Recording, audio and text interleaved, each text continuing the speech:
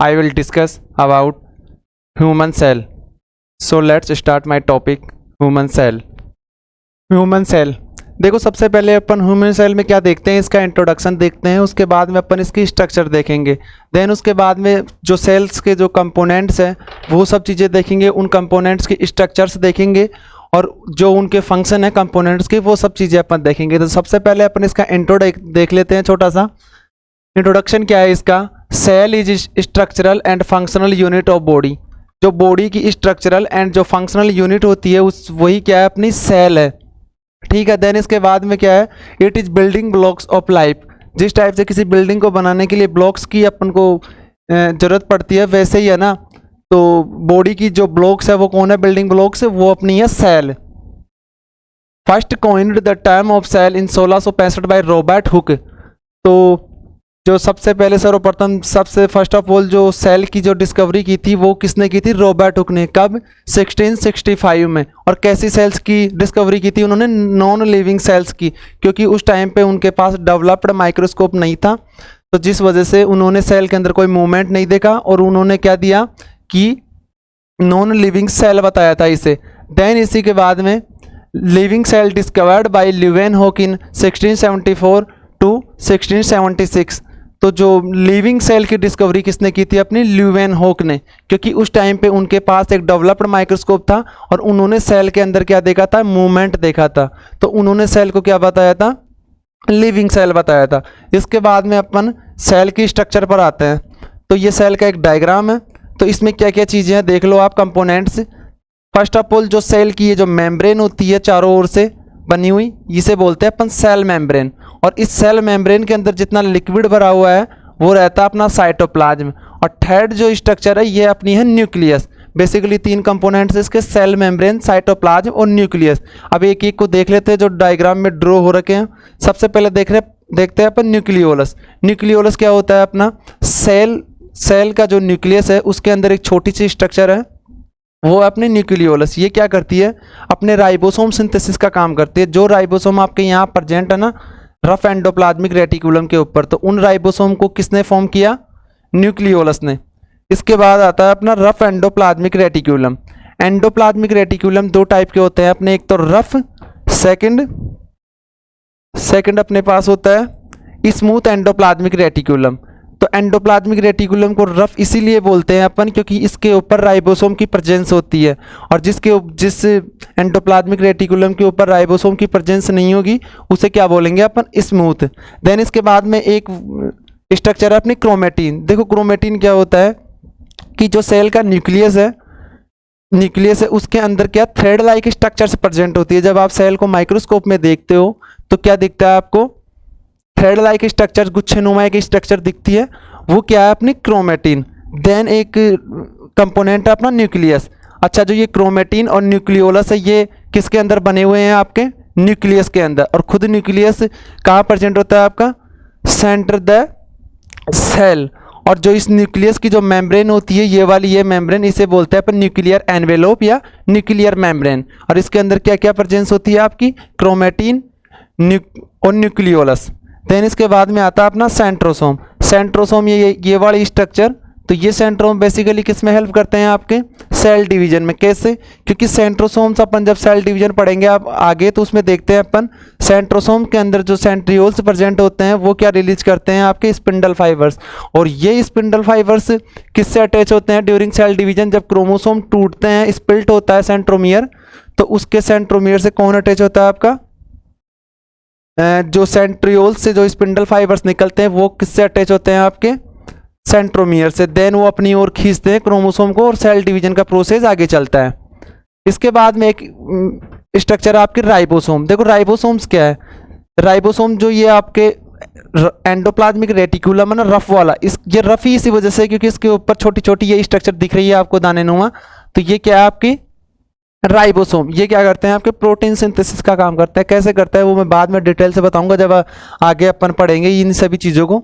इसके बाद में अपना गोल्जी एपरेटस। देखो गोल्जी एपरेटस क्या होता है, प्रोटीन सिंथेसिस कर दिया किसने, एंडोप्लाज्मिक रेटिकुलम, राइबोसोम है, उन्होंने क्या किया, प्रोटीन सिंथेसिस का काम कर दिया। बट वो प्रोटीन स्टोर कहाँ होगा, आपका गोल्जी एपरेटस के अंदर। गोल्जी एपरेटस को अपन पोस्ट ऑफिस भी बोलते हैं। क्यों बोलते हैं?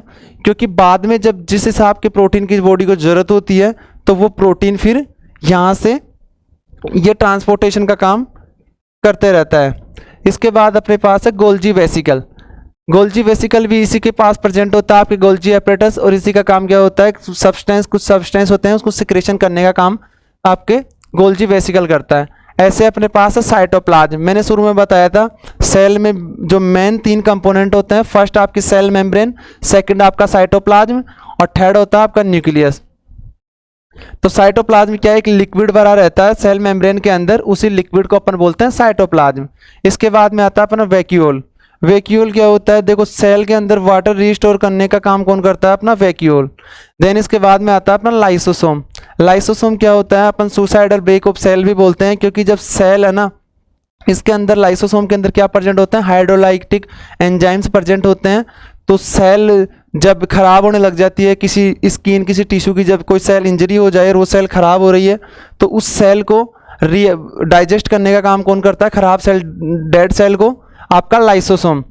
इसके बाद में आता है अपना स्मूथ एंडोप्लाज्मिक रेटिकुलम। मैंने बताया था एंडोप्लाज्मिक रेटिकुलम 2 टाइप से है अपना, एक तो रफ और दूसरा होता है अपने पास स्मूथ। तो रफ एंडोप्लाज्मिक रेटिकुलम अपन इसी वजह से बोल रहे हैं क्योंकि इसके ऊपर प्रेजेंस होती है किसकी? राइबोसोम की। और जो स्मूथ वाला एंडोप्लाज्मिक रेटिकुलम है ना, उसके ऊपर किसकी प्रेजेंस नहीं होती? राइबोसोम की। और अपना स्मूथ जो एंडोप्लाज्मिक रेटिकुलम वो किसका सिंथेसिस करता है? स्टेरॉइड्स एंड फैटी एसिड्स का। ठीक है। इसके बाद में आता है अपना सिक्रेटरी वेसिकल। देखो सिक्रेटरी वेसिकल्स बहुत सारी ऐसी सेल्स होती है जैसे कि नर्व सेल्स, जैसे कि अपने पास नर्व सेल्स,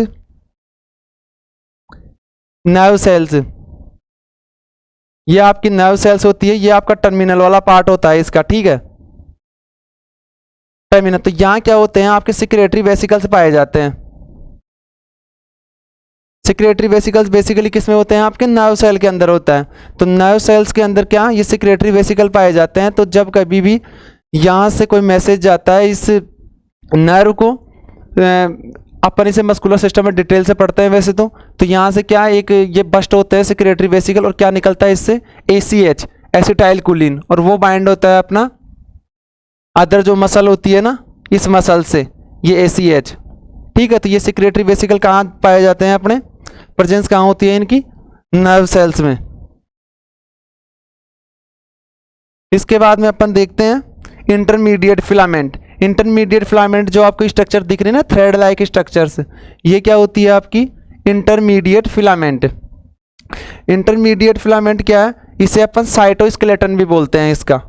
तो अगर सेल के साइटोस्केलेटन की अगर मैं बात करूं तो वो कौन? Intermediate filament. और ये क्या करते हैं? आपको स्ट्रक्चर प्रोवाइड करते हैं किसको? सेल को। इसके बाद में आगे चलते हैं अपन। अब इसके बाद में अपन ने सेल के बारे में इंट्रो देख लिया, उसका जो डायग्राम था वो देख लिया। इसके बाद में देखते हैं अपन फंक्शन। सेल के फंक्शन क्या होता है? Provides support and structure. First function क्या है? Provide support and structure. Support कैसे करता है? जैसे कि अपने जो बोन्स है, स्केलेटन सिस्टम है, वो क्या है? अपने सेल्स है, तो सेल्स ने स्केलेटन सिस्टम बनाया, तो वो क्या अपन जो खड़े हैं तो वो किसकी वजह से खड़े हैं? अपन बोन्स की वजह से, स्केलेटन सिस्टम की वजह से। और वो स्केलेटन सिस्टम किसने फॉर्म किया? आपकी सेल्स ने। एंड स्ट्रक्चर, जो आपकी बॉडी के ऊपर जो स्किन है वो क्या है? बहुत सारी सेल्स है। ठीक है, टिश्यू है, बट टिश्यू किससे फॉर्म होता है? आपका सेल्स से। तो ये स्ट्रक्चर का काम कर रहा है। देन उसके बाद सेकंड फंक्शन है फैसिलिएट ग्रोथ। फैसिलिएट ग्रोथ यानी ये ग्रोथ को मेंटेन करता है। कैसे?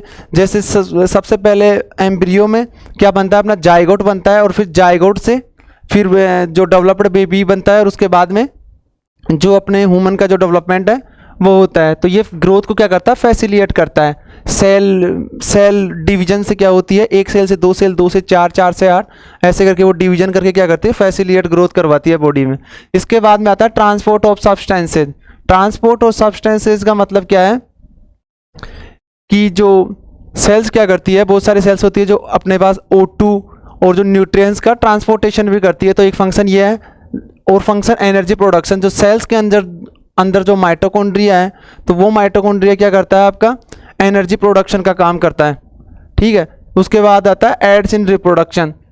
तो सेल क्या करती है? रिप्रोडक्शन में भी अपने हेल्प करती है। अच्छा, सेल के कंपोनेंट्स अपन डिटेल से देख लेते हैं। जो फर्स्ट कंपोनेंट आता है वो आता है अपना सेल मेम्ब्रेन। देखो सेल मेम्ब्रेन क्या होता है।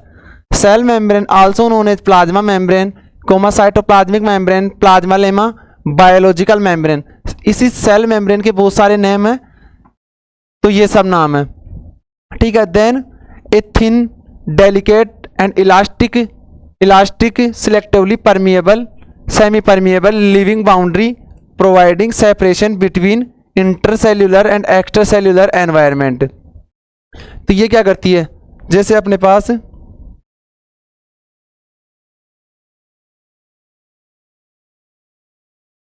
पास कोई सेल है, ये एक सेल, ठीक है।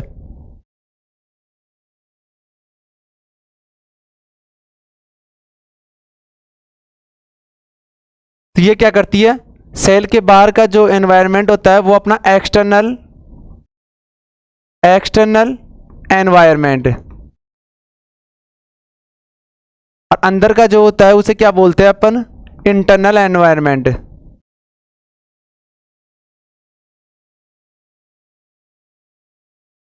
ठीक है। तो इन दोनों एनवायरनमेंट के बीच में कौन है, अपनी सेल मेम्ब्रेन, लिविंग बाउंड्री। तो ये क्या करती है, सेल को डिवाइड करती है एक्स्ट्रा सेल्यूलर एनवायरनमेंट और इंटरनल एनवायरनमेंट में। देन इसके बाद में है, अपन देखते हैं इसका कंपोजिशन, सेल मेम्ब्रेन बनी कैसी है, उसका कंपोजिशन देखें तो सेल के अंदर बेसिकली 3 सब्सटेंस पाए जाते हैं। कौन से, फर्स्ट अपने पास है लिपिड, जो कितना परसेंट होता है, 40%। और लिपिड्स में भी कौन से लिपिड्स, फॉस्फोलिपिड्स। और जो दूसरा है वो अपना होता है कोलेस्ट्रॉल। सेकंड है अपना प्रोटीन, जो 50% होता है। और ये प्रोटीन 2 टाइप के होते हैं अपने पास, एक इंट्रिंसिक प्रोटीन, एक्सट्रिंसिक प्रोटीन। और जो थर्ड जो सब्सटेंस होता है वो होता है अपने पास कार्बोहाइड्रेट, जो कितना होता है 1 to 10%। और इसमें क्या होता है अपने पास ग्लाइकोप्रोटीन एंड ग्लाइकोलिपिड्स। अब देखो ये तीनों चीज मैं बताऊं आपको।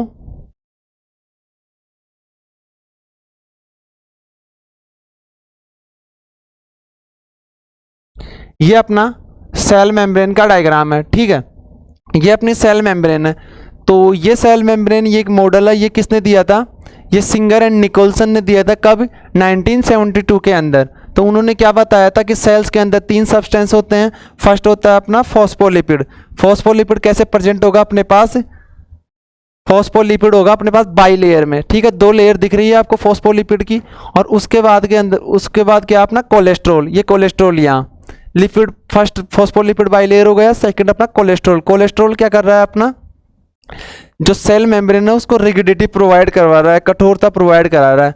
इसके बाद में अपना आता है प्रोटीन, जो कितना था अपने पास 50%। तो प्रोटीन देखो, ये देखो, ये ऐसी स्ट्रक्चर दी हुई है, ये क्या है अपना, ये क्या आपका प्रोटीन।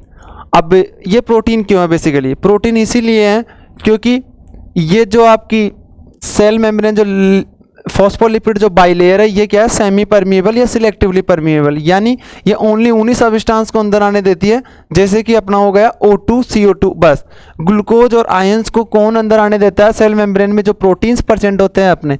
तो प्रोटीन की प्रेजेंस इसीलिए होती है यहाँ पर कि जो अदर सब्सटेंस होते हैं ना O2 CO2 के अलावा, वो क्या आपके एंटर कर सके, ठीक है, एंटर एंड आउट कर सके।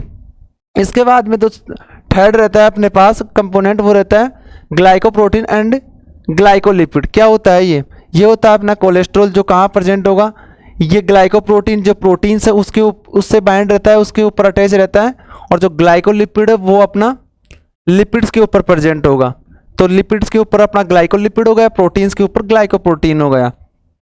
अब ये दोनों क्या कर रहे हैं, ये कार्बोहाइड्रेट्स है, तो ये क्या करते हैं, अपने सेल को क्या प्रोवाइड करा देते हैं, आइडेंटिटी। यानी आइडेंटिटी किससे, कि जो अपना इम्यून सिस्टम है वो कहीं जो डेड सेल्स होती है, जो फॉरेन बॉडीज होती है, फॉरेन सेल्स होती है, वो उन्हीं को इम्यून सिस्टम उन्हीं को किल करता है। बट कहीं जो लिविंग सेल है, जो खुद की सेल है, उसको कहीं ख़राब नहीं करते, ऑटो इम्यून सिस्टम जनरेट नहीं हो जाए। तो उससे प्रिवेंट कौन करता है, आपका कार्बोहाइड्रेट, ग्लाइकोप्रोटीन एंड ग्लाइकोलिपिड, ठीक है। अपन ने ये तीनों चीज़ें समझ ली। सेल मेम्ब्रेन क्या होती है, लिविंग बाउंड्री होती है जो अलग अलग करती है किसे, एक्स्ट्रा एक्स्ट्रा सेलुलर एनवायरनमेंट है और इंट्रा सेलुलर एनवायरनमेंट को अलग अलग करती है। अपने इसका कंपोजिशन देख लिया, 3 कंपोनेंट्स पाए जाते हैं, एक फर्स्ट लिपिड, सेकंड प्रोटीन और थर्ड अपना कार्बोहाइड्रेट। ओके, इसके बाद अपन फंक्शन देख लेते हैं। फंक्शन क्या है इसका? Selectively permeable membrane. ये क्या है? Selectively permeable. सिलेक्टिवली परमिएबल का मतलब कुछ सिलेक्टिव सब्सटेंस को ये इन और आउट करने की परमिशन देती है, जैसे only O2 CO2। Other substance जैसे ग्लूकोज आयंस का जो ट्रांसपोर्टेशन सर्कुलेशन के लिए कौन हेल्प करता है? इसके लिए कौन प्रेजेंट होता है? आपका प्रोटीन। ये प्रोटीन प्रेजेंट होगा और ये क्या करती है? आपके बैरियर के जैसे काम करती है। फिर इसके बाद आता है अगर means selective transport of material in और आउट ऑफ सेल, वही है जो मैंने बात बताई है आपको। इसके बाद आती है मेंटेन स्ट्रक्चर ऑफ सेल। ये क्या करता है? सेल मेम्ब्रेन जो सेल की स्ट्रक्चर है, जैसे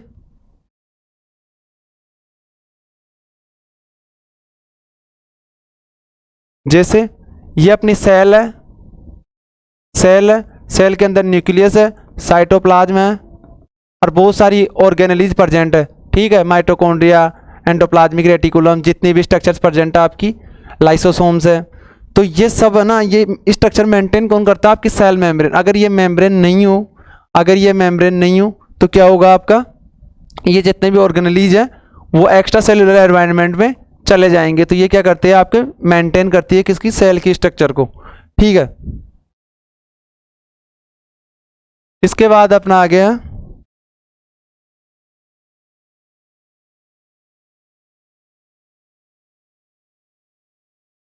अपन ने ये डायग्राम देख लिया। इसके बाद में आता है अपना साइटोप्लाज्म। देखो साइटोप्लाज्म क्या होता है? Cytoplasm is a thick solution that fills each cell and is enclosed by the cell. Cytoplasm क्या होता है? थिक सॉल्यूशन होता है that fills each cell and is enclosed by the cell. ये क्या करता है? सेल मेम्ब्रेन ये क्या करता है? ये आपकी सेल है,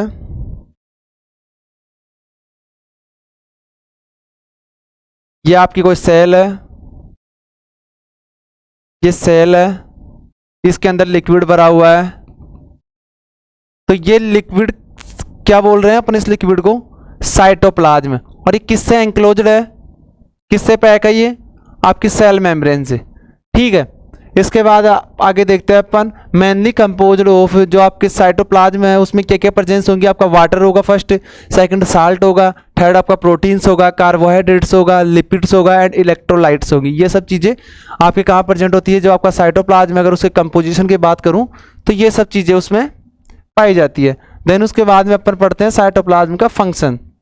फंक्शन क्या है? Hold organelles in place and site for chemical reactions. ये क्या करती है? जितनी भी ऑर्गेनेलीज है, ऑर्गेनेलीज क्या, जैसे अपन आगे देखेंगे सबको डिटेल से, जैसे आपका माइटोकॉन्ड्रिया होगा, सेंट्रोसोम्स हो गया, लाइसोसोम्स हो गया, जितने भी ऑर्गेनेलीज है उनको क्या करने का काम करता है? होल्ड करने का काम करती है। ये होल्ड कौन कर रही है? आपकी साइटोप्लाज्म क्या कर रहा है? इन जितने भी ऑर्गेनेलीज है उनको होल्ड करने का काम कर रही है। ठीक है, इसके बाद अपन क्या देखते हैं? स्ट्रक्चर देखते हैं अपन साइटोप्लाज्म की। तो स्ट्रक्चर में क्या देखते हैं अपन? Jelly like substance between the area of the nucleus and cell membrane. Cytoplasm किसके बिटवीन होता है? First cell membrane, second nucleus.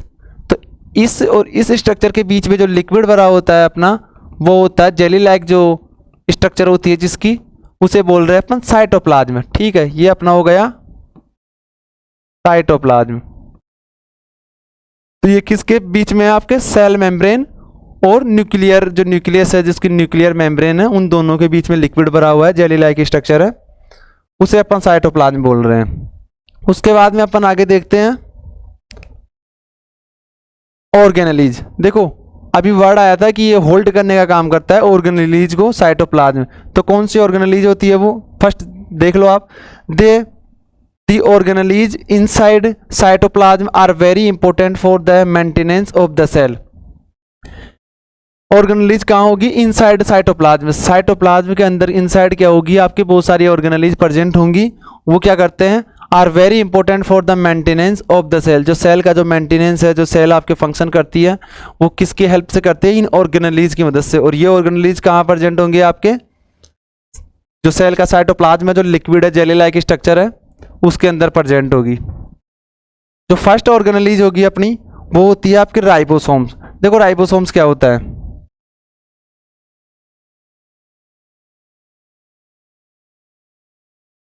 Ribosomes, ribosomes एक complex machine found within all living cells that serves as the site of biological protein synthesis. ये क्या होती है? Complex machine होती है और कहाँ फाउंड होती है? With in all living sales. जो यूकेरियोटिक जो सेल्स होती है अपने अंदर, उन्हें बोलते हैं अपन ऑल लिविंग सेल्स के अंदर राइबोसोम प्रेजेंट होगा। और जो क्या करता है? That serves as the site of biological protein synthesis.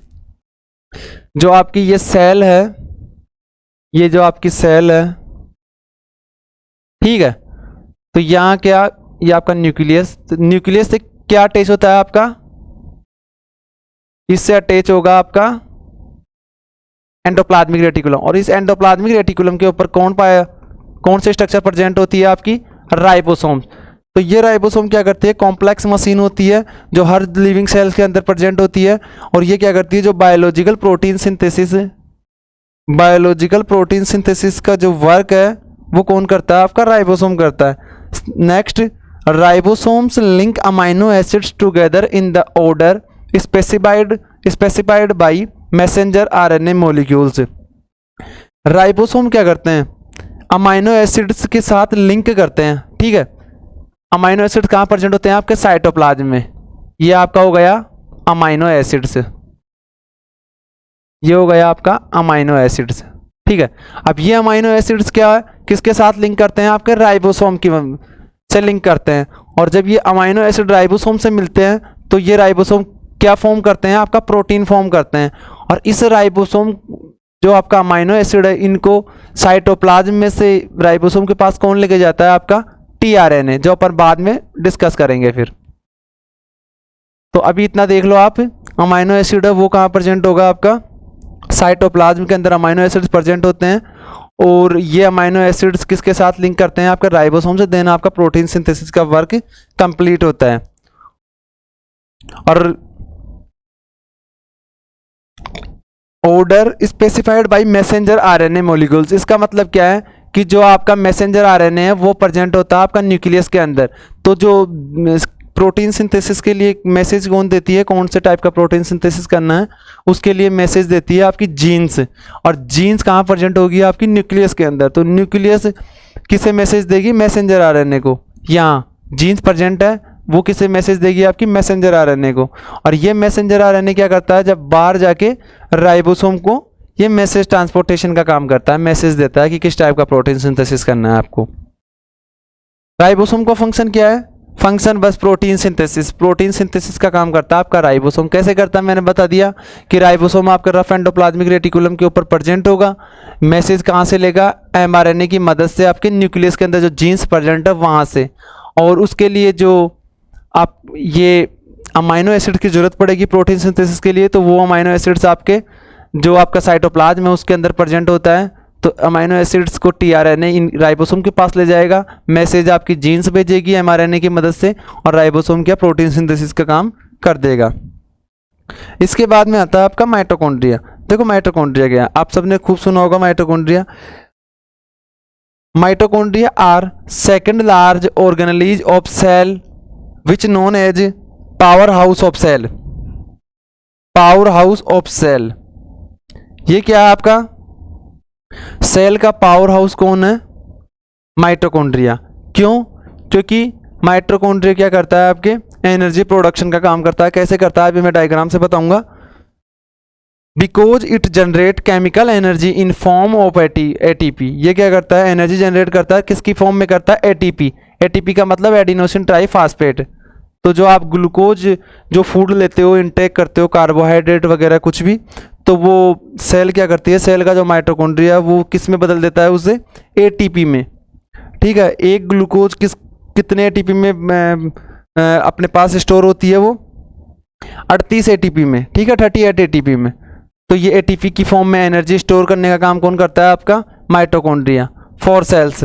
Next आता है अपने, it is sausage shaped rod like structure that surrounded by double layer membrane. इसका मतलब क्या है कि जो शेप होती है माइटोकॉन्ड्रिया की वो कुछ इस टाइप से होती है, इस टाइप से इसकी शेप होगी, सोसेज शेप्ड, स्ट्रेट नहीं होगा ये। शेप कैसी होती है अपने पास, सोसेज शेप्ड।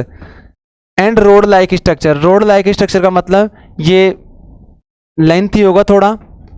अगर इसकी लेंथ की मैं बात करूं तो ये अपने पास 4 माइक्रोन इसकी लेंथ होती है, और इसके डायमीटर की अगर बात करूं मैं तो 0.5 इसका डायमीटर होता है अपने पास माइटोकॉन्ड्रिया का। तो इसकी माइटोकॉन्ड्रिया क्या है, पावर हाउस ऑफ सेल है। ये क्या करता है, केमिकल एनर्जी को किस में स्टोर करता है, आपके एटीपी की फॉर्म में। सेकंड इसकी स्ट्रक्चर क्या होती है आपकी, सोसेज शेप्ड होता है, रोड लाइक स्ट्रक्चर होती है। अगर डायमीटर की बात करूँ 0.5 होता है, और जो आपके लेंथ होती है इसकी 4 माइक्रोन होती है।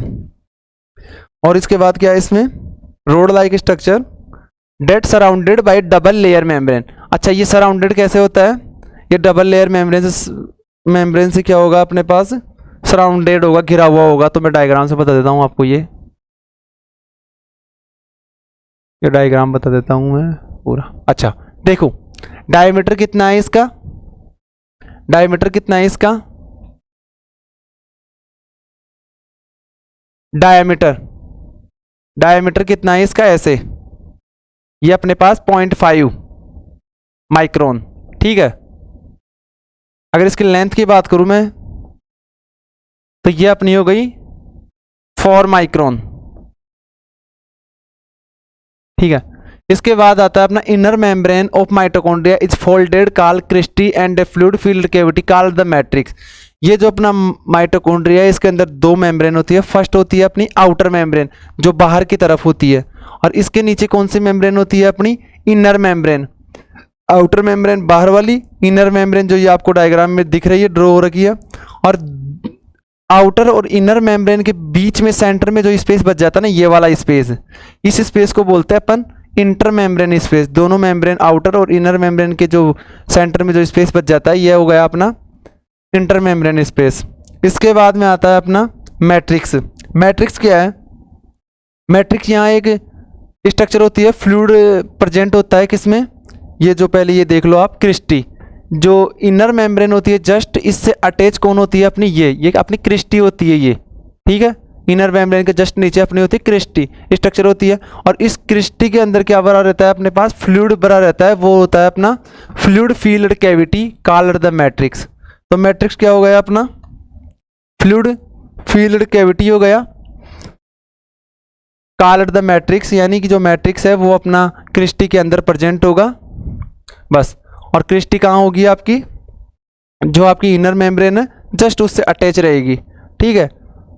ये ऐसा, और इसके अंदर डीएनए भी प्रेजेंट होगा। माइटोकॉन्ड्रिया का खुद का डीएनए होता है जो आपको दिख रहा है, देखो रेड रेड, ये डीएनए हो गया। इसके अलावा इसमें कुछ ग्रेन्यूल्स भी होते हैं, ये ग्रेन्यूल्स प्रेजेंट है आपके, और राइबोसोम्स भी प्रेजेंट होते हैं इसमें। ये माइटोकॉन्ड्रिया का डायग्राम है, ठीक है। इसके बाद देखते हैं अपन आगे फंक्शन, माइटोकॉन्ड्रिया के function. It convert energy in form of ATP, यानी कि जो आपका माइटोकॉन्ड्रिया है ये क्या करता है, ये माइटोकॉन्ड्रिया क्या करता है आपके एनर्जी को किस में कन्वर्ट करता है, एटीपी में। अब इसे जो चीज़ों की जो नेसेसरी आवश्यकता होती है वो कौन सी होती है, एक तो O2, ऑक्सीजन की प्रेजेंस में ये क्या करता है, इसमें क्रेब्स साइकिल चलती है। मैट्रिक्स में क्या चलता है, क्रेब्स साइकिल, मैट्रिक्स में यहाँ चलती है अपने पास क्रेब्स साइकिल। क्रेब्स साइकिल, देखो क्रेब्स साइकिल क्या होती है इन मैट्रिक्स, जैसे आपने बाहर से कोई फूड इनटेक किया, वो क्या होगा अपना ग्लूकोज, ग्लूकोज, ग्लूकोज आप 1 मान लो, तो ये स्टोर कैसे करेगा 38 एटीपी में, ठीक है। आपने एक ग्लूकोज एंटर किया, वो उसे क्या कर रहा है, स्टोर कर रहा है 38 एटीपी, ठीक है। और क्या है इसका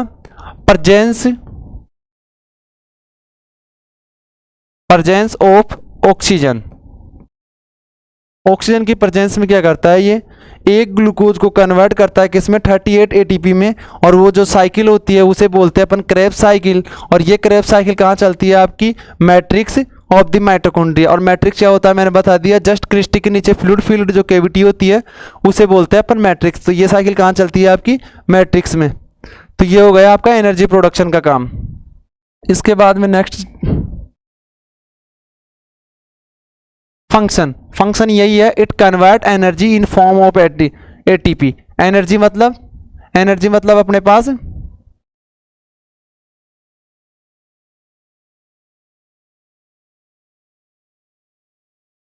एनर्जी मतलब ग्लूकोज, ऑक्सीजन। तो ये क्या करता है, उसको फॉर्म क्या करता है, फॉर्म ऑफ एटीपी में कन्वर्ट करके स्टोर कर लेता है। नेक्स्ट क्या होता है, its inner membrane contains respiratory enzymes. Inner membrane contains respiratory enzymes which act as catalysis for cellular oxidation. तो ये कैटालाइसिस भी करता है सेलुलर ऑक्सीडेशन में। और जो कहाँ करता है, इनर मेम्ब्रेन कंटेन्स होते हैं इसमें रेस्पिरेटरी एंजाइम्स प्रेजेंट होते हैं आपके कहाँ पर, माइटोकॉन्ड्रिया के जो मैट्रिक्स है ना, इनर मेम्ब्रेन होती है वहाँ पर। इसके बाद में नेक्स्ट आता है अपना heat production and calcium storage. तो ये हीट प्रोडक्शन का काम भी करता है, सीधी सी बात, अगर एनर्जी बना रहा है तो हीट भी प्रोड्यूस करेगा आपका। और कैल्शियम स्टोरेज का काम भी करता है आपका माइटोकॉन्ड्रिया। इसके बाद में आता है अपना गोल्जी बॉडी। देखो गोल्जी बॉडी क्या होता है, प्रोटीन सिंथेसिस का काम हो गया। मैसेज कहाँ से आया, जो आपके न्यूक्लियस में एमआरएनए प्रेजेंट था, तो वो एमआरएनए मैसेज लाया किसके पास, आपके राइबोसोम के पास है। और उन एमआरएनए को मैसेज किसने दिया, जीन्स ने, कि किस टाइप का प्रोटीन सिंथेसिस आपको करना है। ओके, तो यहाँ पर क्या हुआ अपना, अब प्रोटीन बन गया राइबोसोम के पास। अब वो प्रोटीन स्टोर कहाँ होगा, स्टोर कहाँ होता है, वो प्रोटीन आपका स्टोर होगा इस गोल्जी बॉडी में। ठीक है, गोल्जी बॉडी, इसे अपन गोल्जी एपरेटस भी बोलते हैं। तो गोल्जी बॉडी को देख लो एक बार, it also called Golgi apparatus. Its shape is like a network of threads. Network of threads यानी कि ये कैसा होता है देखने में, देखो ये कुछ ऐसे होता है, ये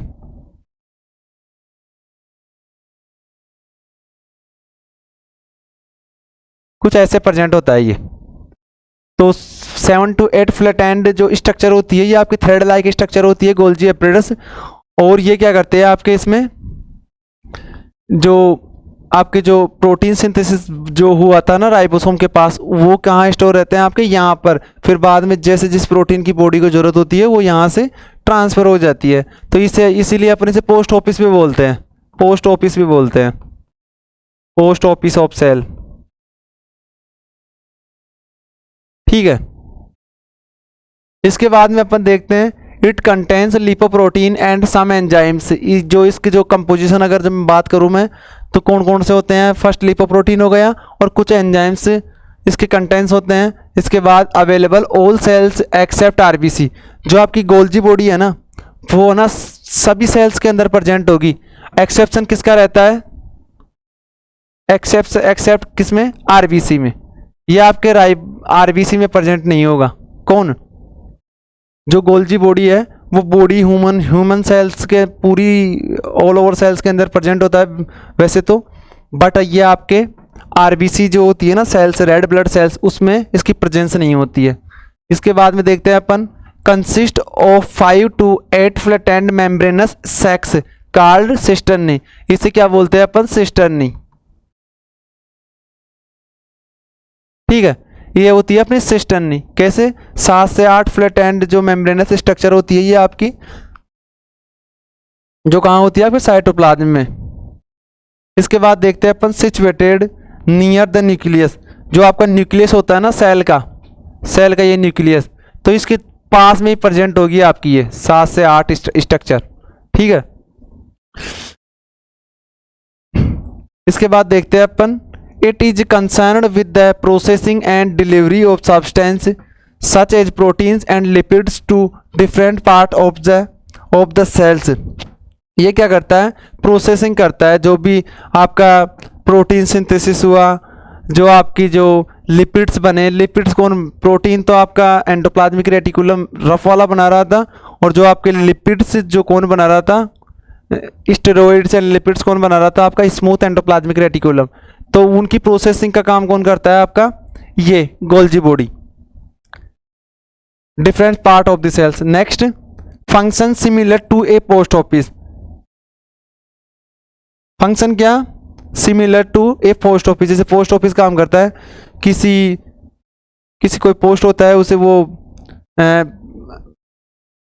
ट्रांसफर सर्कुलेट करने का काम करता है ना किसी भी डाक को, तो उसी टाइप से क्या पोस्ट ऑफिस की तरह ये काम करता है. प्रोटीन सिंथेसिस हो गया, वो अपने पास प्रोटीन को स्टोर करता है, उसके पैकेजिंग करता है गोल्जी बॉडी, और जैसे जहां जरूरत होती है देन उसके बाद में वो वहां उसको सर्कुलेट करता रहता है. इसके बाद में आता है shipping department of cell. Shipping department of cell भी बोलते हैं. जैसे कि अपन ने ऑनलाइन कोई चीज़ ऑर्डर की ना, तो वो क्या शिपिंग होके आएगी ना, शिपिंग होगी, फिर वो पोस्ट ऑफिस की तरह उस आइटम का प्रोसेसिंग होता है. तो उसी टाइप से सेल में भी यही है, जो आपका प्रोटीन लिपिड स्टेरॉइड्स बने ना उसकी प्रोसेसिंग होती है, तो ये शिपिंग डिपार्टमेंट भी बोलते हैं अपन गोल्जी बॉडी को. इसके बाद में आता है अपना एंडोप्लाज्मिक रेटिक्यूलम. एंडोप्लाज्मिक रेटिक्यूलम, अच्छा देखो गोल्जी बॉडी मैंने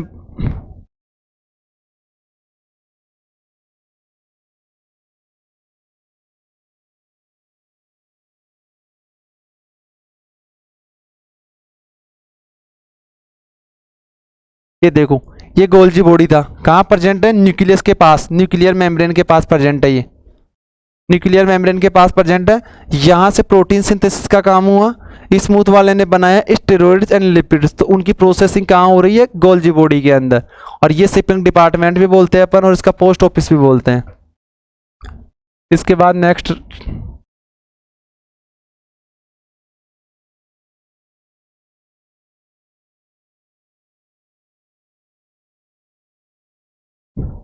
एंडोप्लाज्मिक रेटिक्यूलम. देखो एंडोप्लाज्मिक रेटिक्यूलम का मतलब यानी एंडो किसके अंदर प्रेजेंट है? किसके? प्लाज्मा के अंदर. जो अपना जो साइटोप्लाज्म है उसके अंदर क्या प्रेजेंट है? आपका रेटिक्यूलम.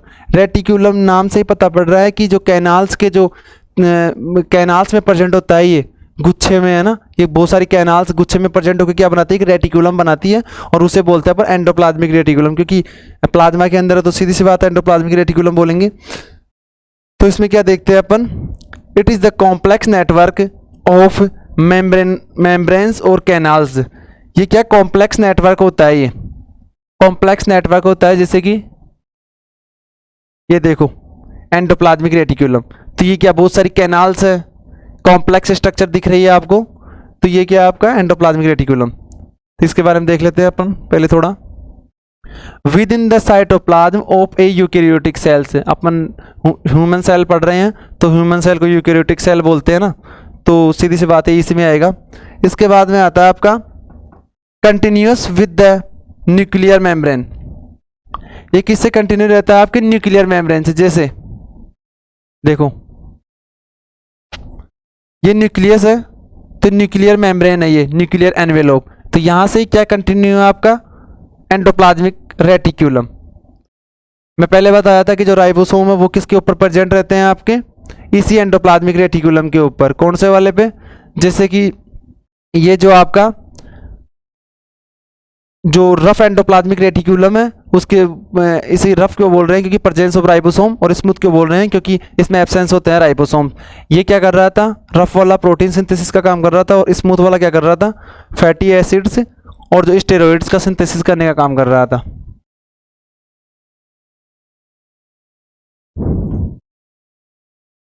अच्छा नेक्स्ट देखते हैं अपन. It usually has ribosomes attached and is involved in protein and lipid synthesis.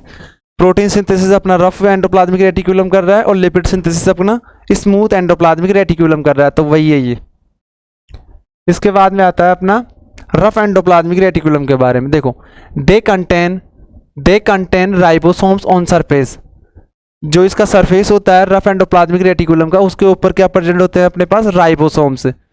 Main function is synthesis of protein. Main function क्या है रफ वाले का? Protein synthesis. Present in high quantity of liver coma pancreas etc.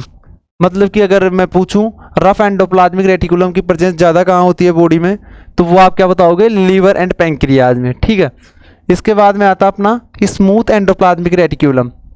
Smooth they do not contain ribosomes on its surface. यानी जो इसका surface होता है उसके ऊपर किसकी प्रेजेंस नहीं होती है? अपने राइबोसोम्स की. Main function is fatty acids and steroid synthesis. जो आपका स्मूथ एंडोप्लाज्मिक रेटिकुलम, उसका जो मेन फंक्शन अगर मैं बताऊं तो वो क्या होता है आपका, लिपिड्स एंड स्टेरॉइड सिंथेसिस का काम कौन करता है आपका, स्मूथ एंडोप्लाज्मिक रेटिकुलम। और rough endoplasmic reticulum protein synthesis का काम कर रहा है, क्योंकि वहाँ प्रेजेंस है किसकी, राइबोसोम की। ये डायग्राम है, तो ये जस्ट ये न्यूक्लियस है, न्यूक्लियस की जो मेम्ब्रेन है उसे अपन बोलते हैं न्यूक्लियर एनवेलोप। एक अपना ये न्यूक्लियस हो गया, और बस जो इससे अटैच स्ट्रक्चर है वो अपनी रफ एंडोप्लाज्मिक रेटिकुलम कैसी है, कैनाल्स में प्रेजेंट होती है ये आपकी, कैनाल्स एंड मेम्ब्रेनस सेक्स होते हैं ये, ठीक है। इसके बाद होता है अपना राइबोसोम्स, राइबोसोम इसकी सरफेस पर अटैच है, और स्मूथ एंडोप्लाज्मिक रेटिकुलम जो इससे अटैच है बट इसके ऊपर किसकी प्रेजेंस नहीं है, राइबोसोम्स की। उसके बाद में आता है अपना लाइसोसोम्स। लाइसोसोम भी सेल के अंदर प्रेजेंट होता है। इसे क्या बोलते हैं अपन, लाइसोसोम को सुसाइडल बेग, क्योंकि देखो इसमें क्या है, lysosomes are special types of secretory vesicle which are formed by Golgi apparatus. ये क्या होता है, एक टाइप का सिक्रेटरी वेसिकल होता है ये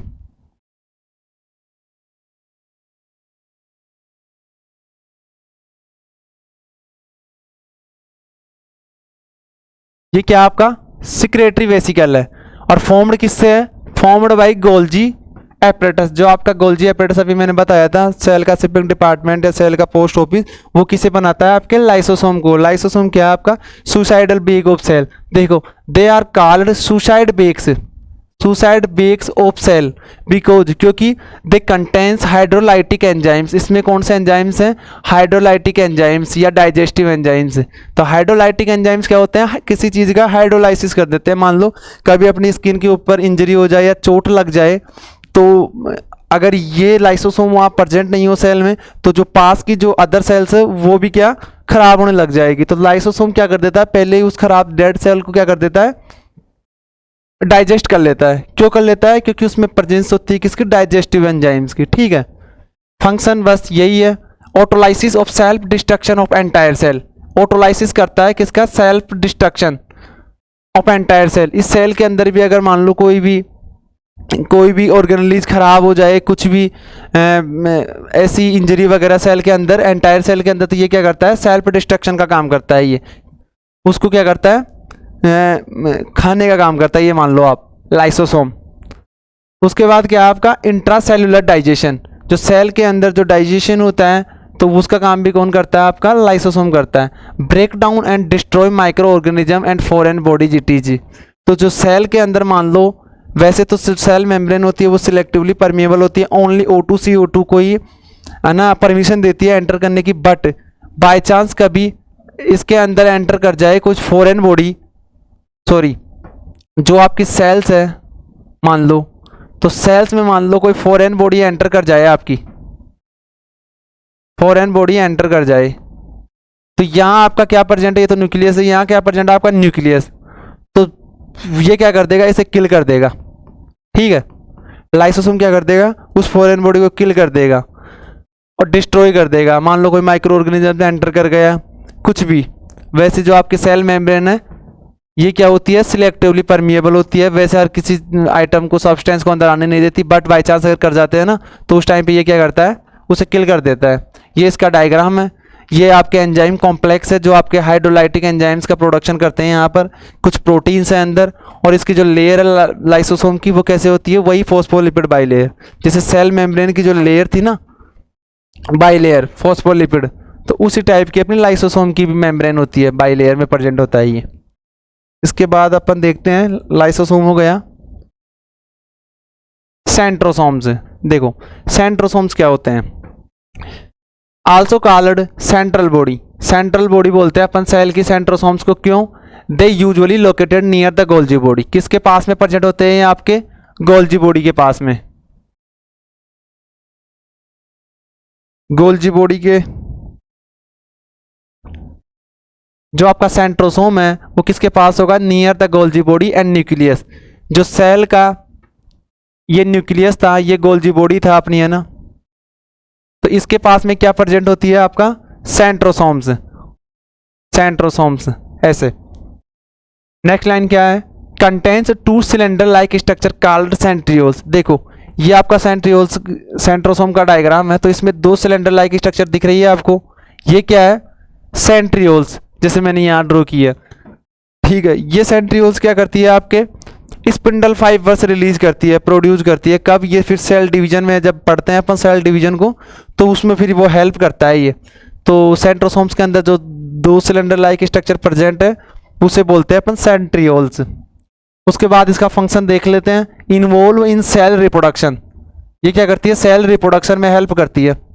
सेल रिप्रोडक्शन यानी सेल डिवीजन, ये अलग से पूरा एक टॉपिक है, तो उसमें अपन देखते हैं कैसे करती है सेंट्रोसोम्स। जैसे कि ये सेंट्रोसोम्स है, इसके अंदर प्रेजेंट है आपका सेंट्रियोल्स। ये रिलीज करते हैं क्या, स्पिंडल फाइबर से, ये रिलीज करते हैं आपके स्पिंडल फाइबर्स। और ये स्पिंडल फाइबर्स बाद में सेल ड्यूरिंग सेल डिवीजन किससे बाइंड होते हैं, आपके क्रोमोसोम से। क्रोमोसोम कुछ ऐसे होता है आपका, ये आपका सेंट्रोमियर होता है। बट ये जो सेंट्रोमियर स्प्लिट होता है ना ड्यूरिंग सेल डिवीजन, तो ये सेंट्रोमियर किससे बाइंड हो जाता है आपका, जैसे मैं यहाँ ड्रॉ कर देता हूँ, ये ऐसे, ये आपके ऐसे बाइंड। और ये जो फाइबर निकले वो अपने स्पिंडल फाइबर्स है। तो सेंट्रोसोम्स क्या है, फंक्शन क्या है, ड्यूरिंग सेल रिप्रोडक्शन में ये हेल्प करता है। और जो इसके अंदर 2 सिलेंडर लाइक स्ट्रक्चर होती है उसे अपन बोलते हैं सेंट्रियोल्स। और लोकेटेड कहाँ होता है, अगर लोकेशन की बात करूं मैं, तो near the Golgi body and nucleus, ठीक है। यहां तक हो गया अपना। इसके बाद देखते हैं न्यूक्लियस। अपन ने 2 चीजें पढ़ ली, 2 कंपोनेंट, पूरी सेल मेम्ब्रेन पढ़ ली। उसके बाद में जो साइटोप्लाज्म में जो ऑर्गेनेलीज प्रेजेंट थी वो अपन ने देख ली। इसके बाद में आता है न्यूक्लियस। ये अपने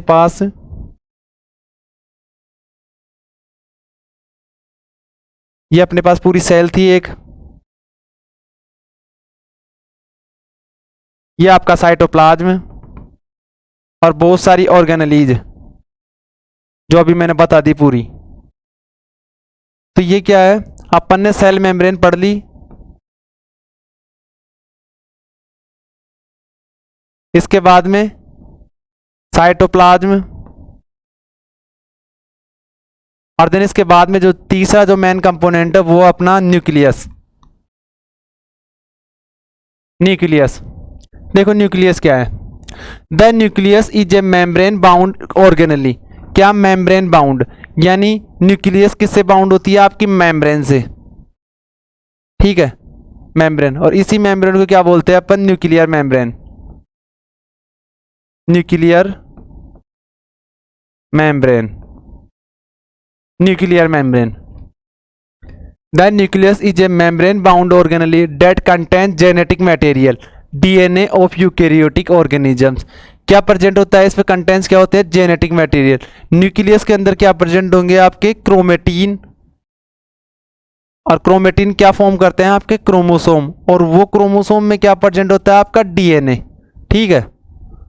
ये हो गया आपका डीएनए। डीएनए कहां प्रेजेंट होता है, आपका सेल के न्यूक्लियस के अंदर। तो यही है, the nucleus is a membrane bound organelle. ये मेम्ब्रेन से बाउंड होती है, डेट कंसेंट जेनेटिक मटेरियल, जो डीएनए होता है वो प्रेजेंट होता है आपके न्यूक्लियस के अंदर। Most of the cells have only 1 nucleus. जितनी भी जो सेल्स है ना अपनी बॉडी की, ज़्यादा मोस्टली उसमें कितना, ओनली 1 न्यूक्लियस प्रेजेंट होता है। बट जो आपके स्केलेटल जो सेल्स होती है ना, उसके अंदर एक से ज़्यादा न्यूक्लियस की प्रेजेंस होती है। जैसे few types of cells, example skeletal muscle cells have many nucleus. जो आपकी स्केलेटल जो मसल्स सेल्स होती है ना, उसके अंदर किसकी परसेंट ज़्यादा होती है, आपकी न्यूक्लियस की। जितने भी बॉडी की मोस्ट ऑफ जो सेल्स होती है, ओनली पर सेल में 1 न्यूक्लियस प्रेजेंट होता है। बट जो आपकी स्केलेटल मसल जो सेल्स होती है ना, उसके अंदर मैनी न्यूक्लियस प्रेजेंट होते हैं, एक से ज़्यादा। शेप कैसी होती है न्यूक्लियस की, स्पेरिकल। स्पेरिकल यानी ऐसे गोलाकार शेप, जैसे मैंने ड्रॉ किया हुआ। फंक्शन देखो, फंक्शन देख लो, न्यूक्लियस के फंक्शन क्या है। फर्स्ट फंक्शन है आपका controls all the activities of the cell. ये क्या करता है, जितनी भी सेल के अंदर एक्टिविटीज होती है, एक्टिविटीज से क्या मतलब है, जो आपका प्रोटीन सिंथेसिस का काम हो रहा है ना, प्रोटीन फिर वहाँ पैकेजिंग हो रही है गोल्जी बॉडी में, सिंथेसिस आपका राइबोसोम कर रहा है। तो जो जितनी भी सेल की जो एक्टिविटी है ना, उसे कौन कंट्रोल करता है, आपका न्यूक्लियस करता है। क्योंकि इन्फॉर्मेशन तो न्यूक्लियस के अंदर से जाती है, क्योंकि न्यूक्लियस के अंदर प्रेजेंस होती है आपकी जीन्स की। जीन्स रेगुलेट करती है पूरी बॉडी के फंक्शन को। इसके बाद में आता है अपना सिंथेसाइज आरएनए। न्यूक्लियस क्या करता है, आरएनए का सिंथेसिस करता है। कौन सा, एमआरएनए। क्योंकि न्यूक्लियस के अंदर क्या प्रेजेंट होता है आपका, डीएनए, और डीएनए क्या बनाता है आपका, आरएनए। सेंट्रल डोग्मा सिद्धांत चलता था पहले, है ना।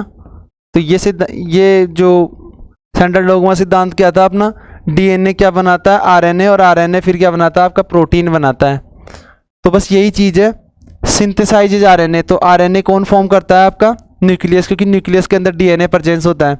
फॉर्म्स सब यूनिट्स ऑफ राइबोसोम्स। जो राइबोसोम है ना, जो यहाँ पर प्रेजेंट होते हैं आपके एंडोप्लाज्मिक रेटिकुलम के ऊपर, यहाँ पर। तो इसकी सब यूनिट्स कौन बनाता है आपका, न्यूक्लियस। न्यूक्लियस है ना जो ये वाला, न्यूक्लियस के अंदर भी एक स्ट्रक्चर प्रेजेंट होती है आपकी, न्यूक्लियोलस। बस सब यूनिट्स कौन बना रहा है आपके, न्यूक्लियस से राइबोसोम के सब यूनिट्स बना रहा है। और फिर इस सब यूनिट्स की हेल्प से जो न्यूक्लियस होता है ना, न्यूक्लियस के अंदर वो क्या फॉर्म कर देता है आपका, राइबोसोम बना देता है, जो किससे अटैच हो जाते हैं जाकर आपके एंडोप्लाज्मिक रेटिकुलम। फिर बाद में वो प्रोटीन सिंथेसिस में हेल्प करते हैं। हेल्प क्या करते हैं, पूरा प्रोडक्शन ही वही करते हैं। देखो आगे, sends genetic instruction to the cytoplasm for protein synthesis through mRNA.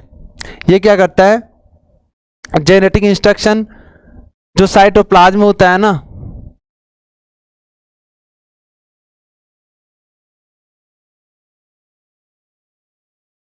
थोड़ा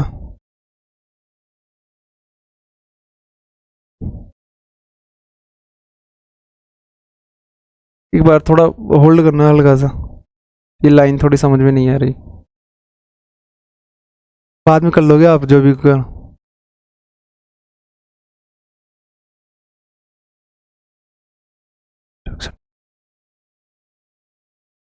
अच्छा, ये क्या करता है, जेनेटिक इंस्ट्रक्शन सेंड करता है किसके पास से, cytoplasm for protein synthesis through mRNA.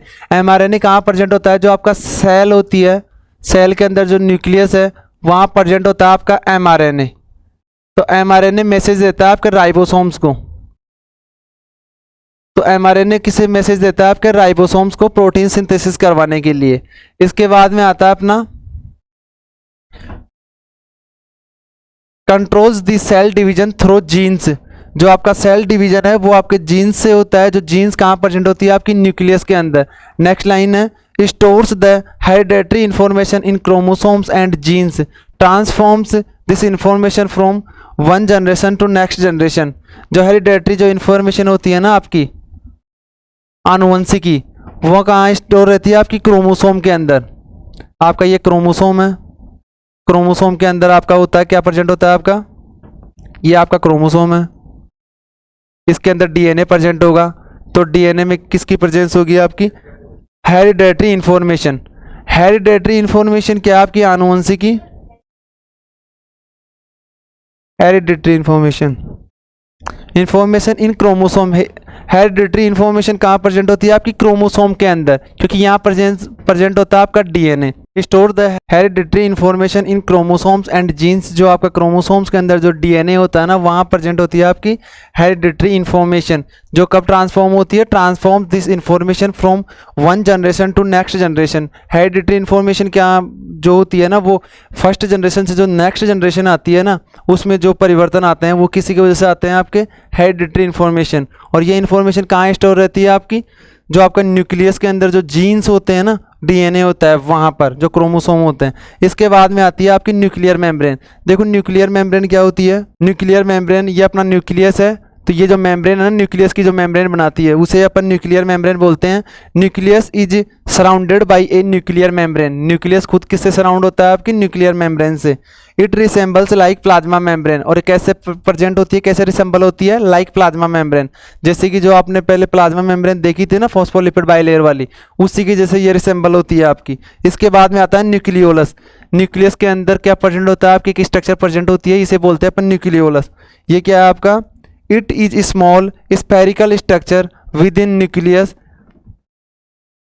क्या होता है, स्मॉल होता है, स्पेरिकल स्ट्रक्चर यानी गोलाकार शेप होती है विद इन न्यूक्लियस और न्यूक्लियस के अंदर प्रेजेंट होता है।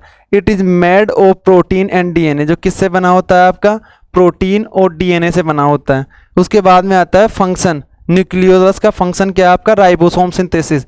जो आपके राइबोसोम का सिंथेसिस का काम कौन कर रहा है आपका, न्यूक्लियोलस, जो कहाँ प्रेजेंट है, न्यूक्लियस के अंदर। ये न्यूक्लियस का डायग्राम है, ये देखो आपका न्यूक्लियोलस सेंटर में प्रेजेंट है। यहाँ पर क्या प्रेजेंट है, न्यूक्लियर पोर्स, जो आपके न्यूक्लियर मेम्ब्रेन है ना, तो बीच बीच में क्या बने हुए हैं, कुछ पोर्स हैं, तो उसे क्या बोल रहे हैं अपन, न्यूक्लियर पोर। इसके बाद में जो थ्रेड लाइक स्ट्रक्चर है गुच्छनुमा, वो हो गई अपनी क्रोमेटिन। एक आपका न्यूक्लियोप्लाज्म, जो न्यूक्लियस के अंदर जो प्लाज्मा भरा हुआ है ना, फ्लूइड, उसे बोलते हैं अपन न्यूक्लियोप्लाज्म। और ये जो न्यूक्लियर मेम्ब्रेन है उसे क्या बोल रहे हैं अपन, न्यूक्लियर एनवेलोप।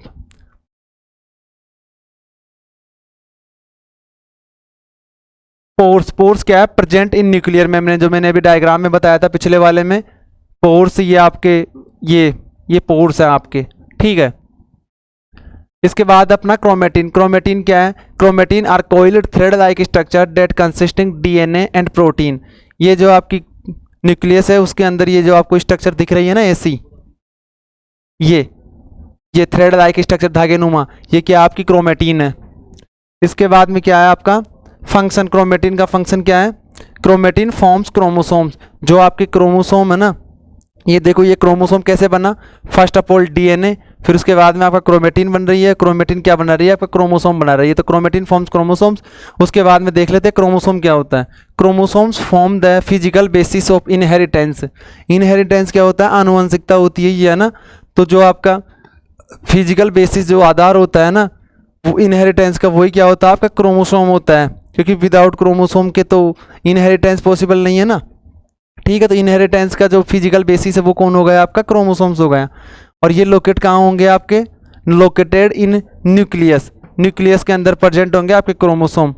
और नेक्स्ट क्या, मेड अप ऑफ जीन्स, ये किससे बनता है आपका क्रोमोसोम, जीन्स से, ठीक है। बहुत सारी जीन्स मिलकर बनाती है डीएनए, और फिर डीएनए बनाता है आपका ये कोइल्ड स्ट्रक्चर क्या बनाती है आपकी, क्रोमेटिन, और क्रोमेटिन से क्या बनता है देन आपका क्रोमोसोम बनता है।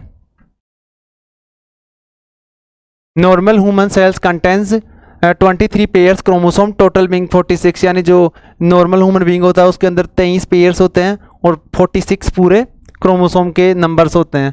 Body characters and functions are regulated by genes on 22 pairs of chromosomes known as autosomes. मतलब कि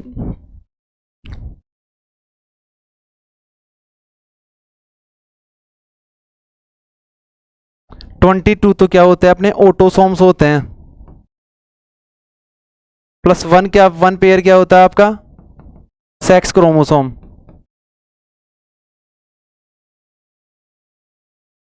ठीक है। तो ये स्ट्रक्चर होती है।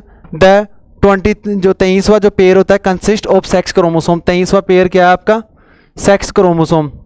Sex chromosome are two types X and Y based on their role in sex determination, ठीक है। ये जो 23वां जो पेयर होता है या तो वो एक्स एक्स होता है या फिर एक्स वाई होता है। जो मेल्स होते हैं कैंडिडेट्स उनमें आपका एक्स वाई क्रोमोसोम का 23वां जोड़ा होगा, और फीमेल्स के अंदर एक्स एक्स डबल एक्स, ठीक है। इसके बाद देखते हैं अपन जीन्स, जीन्स क्या होती है, genes are fundamental unit of hereditary and chromosomes. जो फंडामेंटल यूनिट होती है ना हेरिडेटरी एंड क्रोमोसोम्स की, वो क्या होती है आपकी जीन्स होती है। जीन्स क्या बनाती है, बहुत सारी जीन्स मिलकर क्या बनाती है आपका डीएनए बनाती है, जो लगभग 30,000 जीन्स मिलकर क्या बनाती है आपकी एक जीनोम बनाती है। और फिर वही क्या हेरिडेटरी एंड क्रोमोसोम्स का फंडामेंटल यूनिट बोलते हैं अपन इसे। इसके बाद नेक्स्ट लाइन है आपकी, genes represent units of stored information which guide the performance of cell. Genes क्या करती है, सेल के परफॉर्मेंस को रेगुलेट करती है। इसके बाद क्या है, the nature and function of a cell depend on the protein synthesis by it. जिस किस टाइप का प्रोटीन सिंथेसिस होना है ना, उसका नेचर कौन किस पे डिपेंड रहता है आपका जीन्स के अंदर। Protein are the most important constituents of the body. They make up greater part of each cell, and intercellular substances, enzymes, hormones and antibodies are proteins. Proteins क्यों जरूरी है अपनी बॉडी के लिए, क्योंकि लार्जर पार्ट बनाता है। विदाउट प्रोटीन बॉडी का जो प्रोडक्शन है वो डेवलपमेंट है वो पॉसिबल नहीं है। प्रोटीन हर जगह होते हैं, जैसे कि हीमोग्लोबिन, इम्यूनोग्लोबिन्स, ये सब प्रोटीन्स हैं। और प्रोटीन सिंथेसिस कौन करता है? राइबोसोम। बट उसमें किस टाइप का प्रोटीन बनाना है वो मैसेज कौन देता है, कौन रेगुलेट करती है? आपकी जीन्स करती है। The genes controls the development and functioning of cells by determining what type of proteins will be synthesize within them. तो कौन सा टाइप का प्रोटीन सिंथेसिस करना है उसे रेगुलेट आपकी जीन्स कर रही है, वही है। Genes are made up of DNA. Genes किससे बनती है आपकी? सॉरी, जीन्स क्या बनाती है? आपका डीएनए बनाती है। There are about 30,000 genes are present in human genomes. Human genomes यानी अगर डीएनए की बात करूं तो एक डीएनए में कितनी जीन्स प्रेजेंट होगी आपकी? 30,000 जीन्स, 30,000। इसके बाद डीएनए देख लेते हैं। डीएनए क्या है आपका? डीएनए क्या है? Deoxyribo nucleic acid. Deoxyribo nucleic acid क्यों बोलते हैं? क्योंकि इसमें जो शुगर होती है वो किस टाइप की होती है? Deoxyribo sugar. इसीलिए क्या देख लेते हैं? DNA is double standard helix structure that encodes genetic instructions. DNA क्या है आपकी? डबल हेलिक्स स्ट्रक्चर है। देखो कैसे ऐसी प्रेजेंट होती है ये आपकी। अभी मैं डायग्राम बता दूंगा। ऐसे प्रेजेंट होती है। इसके बाद DNA is composed of deoxyribo sugar, phosphoric acid and 4 base of nitrogenous content. ठीक है, 3 चीजें पाई जाती है। फर्स्ट आपकी शुगर, ये जो आपके बॉन्ड बनते हैं बीच में, शुगर के बीच में ये आपके फॉस्फोरिक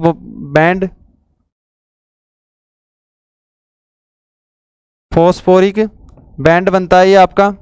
ये आपका शुगर हो गया। और ये शुगर आपस में यहाँ किससे अटैच होते हैं? आपके नाइट्रोजनस बेसेस से। जैसे कि आपका सी हमेशा जी के साथ ट्रिपल बॉन्ड और ए हमेशा टी के साथ। नाइट्रोजनस बेसेस क्या होते हैं? आपके अटैच रहते हैं शुगर से, जो क्या करते हैं आपको यहाँ बाइंड करने का काम करते हैं। दोनों जो थ्रेड्स होते हैं इसके शुगर्स की जो लाइंस होती है उनको अटैच बाइंड कौन करके रखता है? आपका ये नाइट्रोजनस बेसेज। क्योंकि इनके बीच में ये जो बॉन्ड होते हैं ये होते हैं अपने हाइड्रोजन बॉन्ड्स। ठीक है, इसके बाद देखते हैं अपन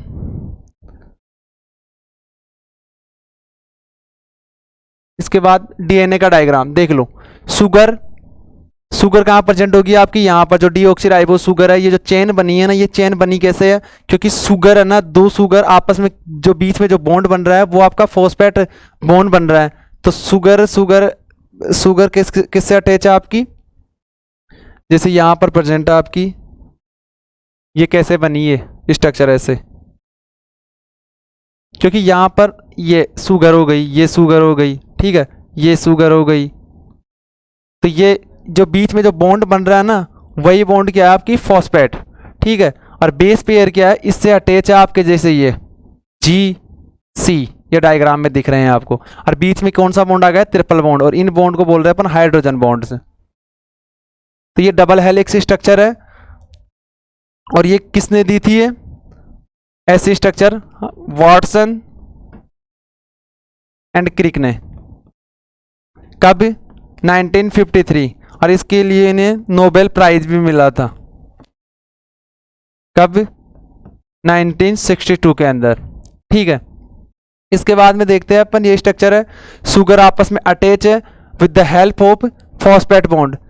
देन इसके बाद में क्या है? अपने नाइट्रोजनस बेसेस जो अटैच है, बीच में आपके हाइड्रोजन बॉन्ड्स है, ऐसी स्ट्रक्चर होती है। और ये जो मैंने बताई है GCTA, इसका मतलब आपका गुआनिन, साइटोसिन, थाइमिन और एडेनिन। ये हो गया आपका DNA complete.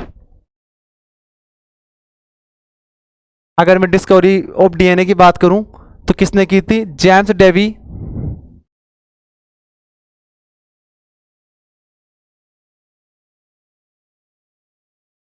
James Dewey Watson और हैरी क्रिक। ठीक है, हैरी क्रिक ने क्या किया था? Proposed the double helix model of DNA. जो डीएनए का जो ऐसा मॉडल है ना, ये किसने प्रपोज्ड किया था? James Dewey Watson and Francis Harry Crick ने। कब किया था? 1953 में। और नोबेल अवार्ड कब मिला था? 1962 के अंदर। इसके बाद देखते हैं अपन नाइट्रोजिनस बेसेज ऑलवेज कंबाइन। जो आपके नाइट्रोजिनस बेसेज हैं वो हमेशा कैसे कंबाइन होते हैं, गुआनिन हमेशा साइटोसिन के साथ में, जी हमेशा ट्रिपल बॉन्ड के साथ साइटोसिन के साथ, और टी हमेशा डबल बॉन्ड के साथ एडेनिन के साथ। इसके बाद में देखते हैं अपन आरएनए। आरएनए क्या है आपका, राइबो न्यूक्लिक एसिड। और राइबो न्यूक्लिक एसिड क्यों बोल रहे हैं, क्योंकि इसमें जो शुगर है वो कैसी होती है, राइबो शुगर। तो देख लेते हैं, RNA is synthesized by DNA. RNA कैसे बना आपका, आरएनए कैसे बना, डीएनए से। डीएनए ने क्या बनाया आपका, RNA. RNA composed of nucleotide से। तो कैसे कंपोज्ड होता है, बहुत सारे न्यूक्लियोटाइड से, यानी जो जैसे बॉडी के लिए जो आपके यूनिट होती है ना, वो सेल होती है, उसी टाइप से अगर मैं बात करूँ आरएनए की जो बेसिक यूनिट होती है वो क्या होती है आपकी, न्यूक्लियोटाइड्स। ठीक है। इसके बाद में आता है single standard structure. Single standard structure है ये। सिंगल स्टैंडर्ड का मतलब ओनली ऐसे प्रेजेंट है, ये डबल हेलिक्स स्ट्रक्चर नहीं है, सिंगल ही है। और इसमें ये जो इसका जो स्ट्रक्चर है कुछ ऐसी होती है, ये आपकी शुगर, वही सेम फॉस्फेट बॉन्ड हो गए आपके, और इससे क्या अटैच होते हैं आपके, जैसे मान लो जी हो गया, सी हो गया, ए हो गया, ओ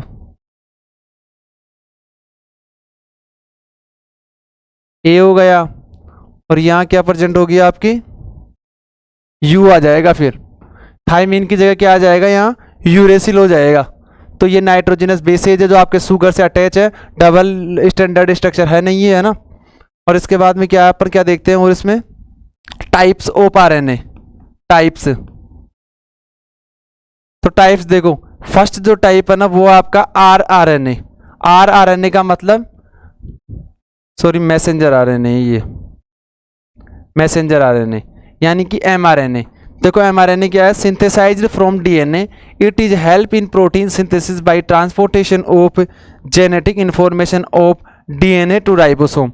मैसेंजर आरएनए क्या करता है, प्रोटीन सिंथेसिस में हेल्प करता है। मैंने बताया था कैसे हेल्प करता है। ये आपकी कोई सेल है, इसके अंदर न्यूक्लियस है, न्यूक्लियस के अंदर क्या प्रेजेंट है आपका, डीएनए। ये बना रहा है आपका एमआरएनए, एमआरएनए। और ये एमआरएनए क्या, मैसेज लेके निकलता है बाहर, और यहां प्रेजेंट है आपके राइबोसोम्स। ठीक है। डीएनए ने क्या बनाया, एमआरएनए। एमआरएनए क्या करता है, मैसेज लेके निकलता है, और मैसेज किसको देता है, आपके राइबोसोम्स को। देन उसके बाद प्रोटीन सिंथेसिस का काम कंप्लीट हो जाता है।